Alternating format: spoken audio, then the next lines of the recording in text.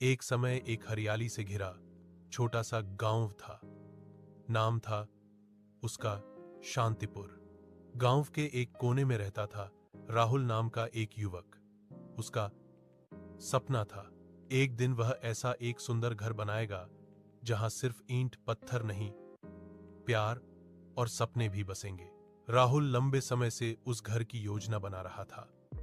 वह कागज पर नक्शा बनाता था, बड़ी खिड़कियां, सामने फूलों का बगीचा और छत पर एक छोटा सा आकाश देखने का स्थान।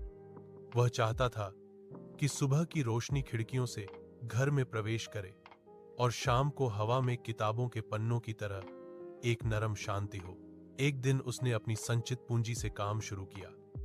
गांव के मिस्त्री आए, कोई ईंटें जोड़ता, कोई लकड़ी काटता। राहुल भी खुद हर दिन काम में हाथ बौंटाता। कभी धूप में जलकर, कभी बारिश में भीगकर उसे समझ आया कि एक सुंदर घर सिर्फ पैसे से नहीं, धैर्य और देखभाल से बनता है। घर की दीवारें खड़ी हो गईं, छत डाल दी गई। सामने उसने एक बगीचा बनाया। गुलाब, चमेली और शिउली के फूलों से चारों ओर भर गया। शाम को काम खत्म करने के बाद राहुल बगीचे में बैठकर सोचता, एक दिन इस घर का हर कमरा हंसी और कहानियों से भर जाएगा। आखिरकार वह दिन आ गया। घर पूरा हो गया। सफेद दीवारें, लाल छत और हरे बगीचे के बीच खड़ा घर गांव के सीने में एक सपने का टुकड़ा जैसा था। जब राहुल पहली रात अपने घर में सोने गया तो खिड़की से चांद की रोशनी उसके चेहरे पर पड़ी। उसने मुस्कुराते हुए सोचा, यह घर सपनों का पता आज भी खड़ा। सपने सच होते हैं। एक समय एक हरियाली से घिरा छोटा सा गांव था। नाम था उसका शांतिपुर।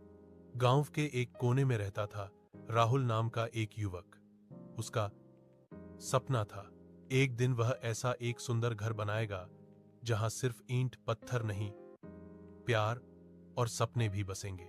राहुल लंबे समय से उस घर की योजना बना रहा था। वह कागज पर नक्शा बनाता था, बड़ी खिड़कियां, सामने फूलों का बगीचा और छत पर एक छोटा सा आकाश देखने का स्थान। वह चाहता था कि सुबह की रोशनी खिड़कियों से घर में प्रवेश करे और शाम को हवा में किताबों के पन्नों की तरह एक नरम शांति हो। एक दिन उसने अपनी संचित पूंजी से काम शुरू किया। गांव के मिस्त्री आए, कोई ईंटें जोड़ता, कोई लकड़ी काटता। राहुल भी खुद हर दिन काम में हाथ बौंटाता। कभी धूप में जलकर, कभी बारिश में भीगकर उसे समझ आया कि एक सुंदर घर सिर्फ पैसे से नहीं, धैर्य और देखभाल